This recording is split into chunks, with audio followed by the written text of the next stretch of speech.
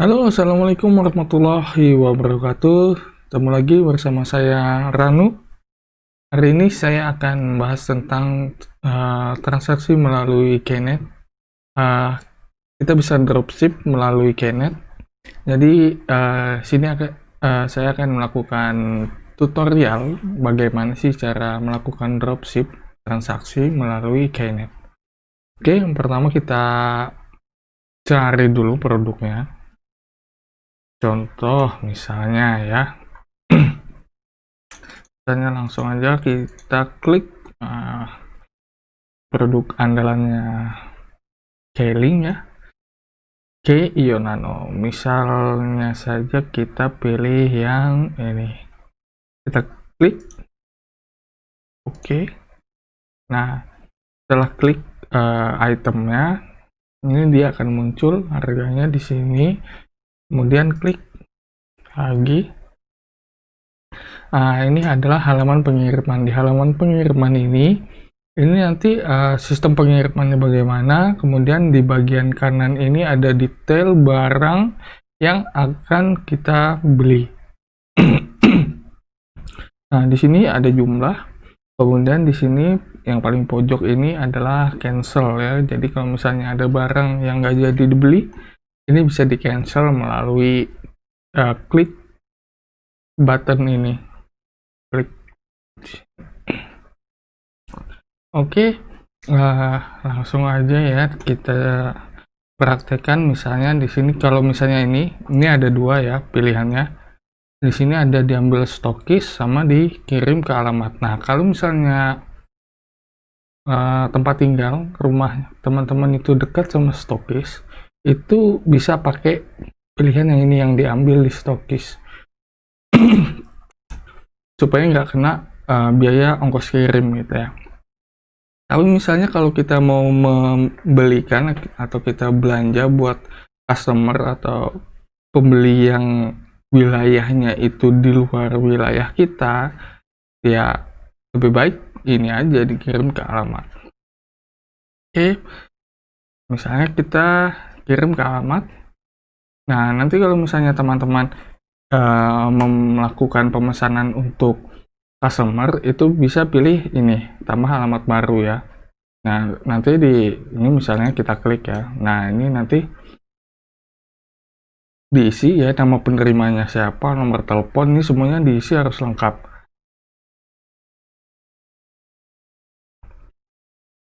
Oke, anggap aja ini sebagai contoh, langsung aja dikirim ke alamat saya gitu ya. Kemudian ini, nah otomatis ini adalah alamat saya. Jadi sistem di Knet itu dia akan mencari alamat stokis, atau dalam bahasa awamnya itu dia adalah gudang barang ya, gudang barangnya Keling gitu.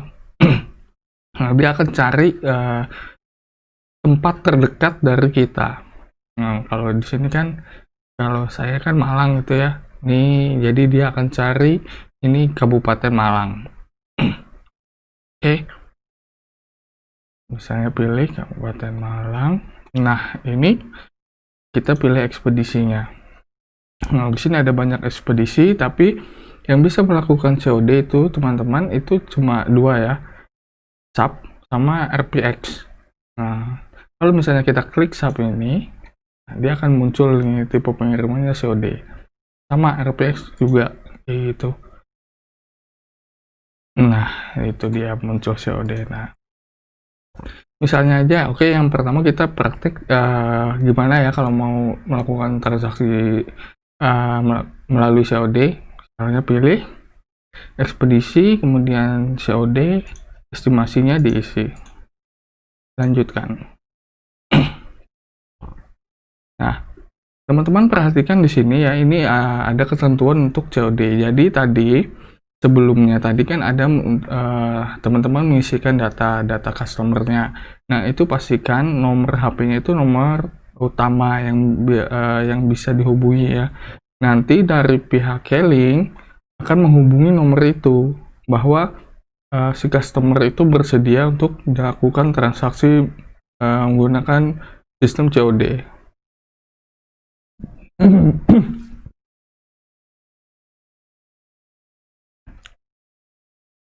Oke, nah ini tipe pembayarannya COD.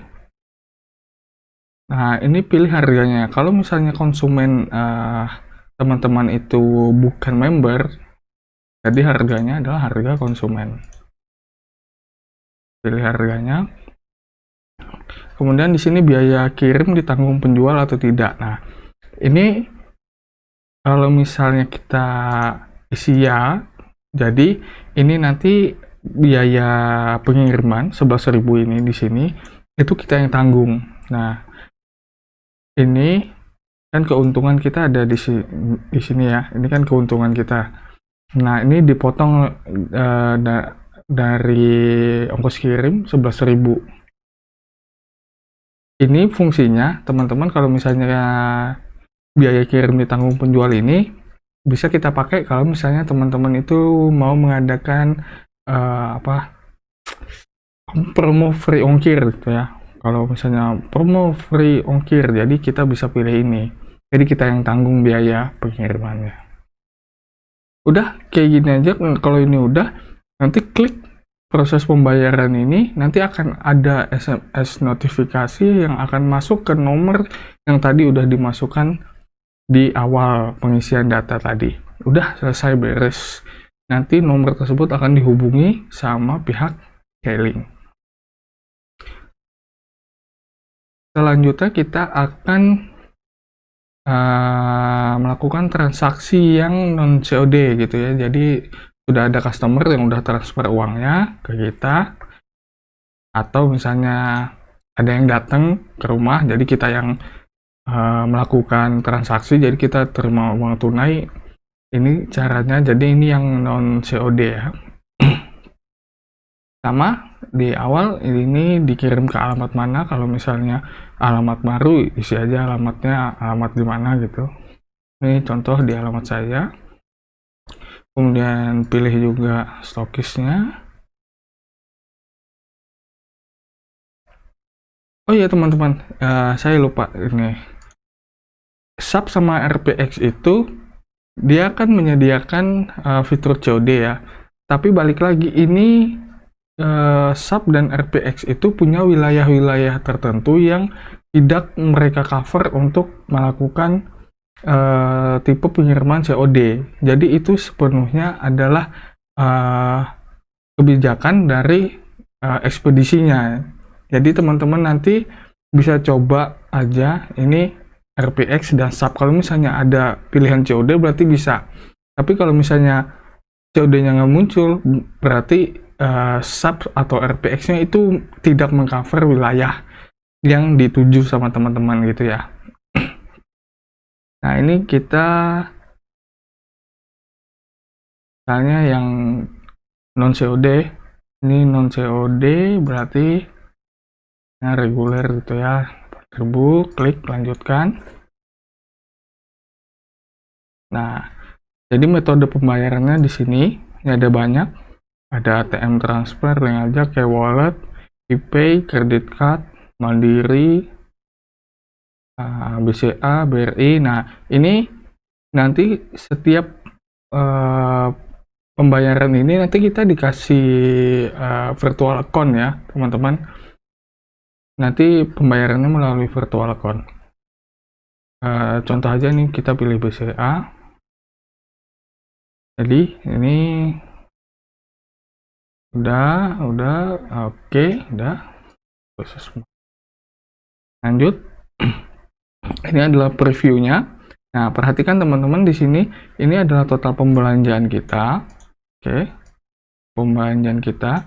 Kemudian di sini, ini ada biaya administrasi ya teman-teman ya. Jadi kalau transaksi melalui transfer itu nanti kita kena cas biaya. Nih, casnya sekitar 5.000 sampai 6.000-an lah. Kemudian ini ada biaya kirim 8.000. Jadi total yang harus bayar ini. Jadi kalau udah, kita lanjut ke proses pembayaran. Klik aja. Kita klik.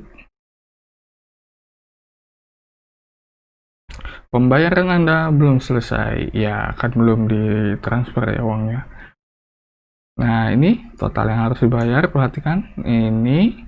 Kemudian kita dapat virtual account. Nah, nanti transfernya bisa melalui internet banking atau m-banking. Ini virtual account-nya masukkan aja, jadi kirim ke nomor ini, virtual account ini.